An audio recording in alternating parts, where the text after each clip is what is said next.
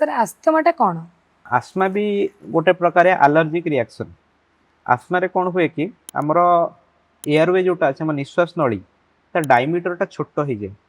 तो डायमीटरटा छोट हवा जो कौन हुए जो एयर जो फ्लो इनफ्लो आ आउटफ्लो से डिस्टर्बेंस क्रिएट हुए। तो ता जो ब्रेथलेसनेस धई सई सुखिला काश प्रेजेंटेशन आसो आ बहुत समय आस्मा रिएक्शन थोड़ा बहुत सीवियर फॉर्म रे मैनिफेस्टेशन करती जो कंडीशन एडमिशन दरकार पड़ पार आउ तार लॉन्ग टर्म क्योर होची आपण को जड़े पेडियाट्रिशियन और ना पल्मोलॉजिस्ट को हमें कंसल्ट करिकी हमें सिम्पटम फ्री रही पार।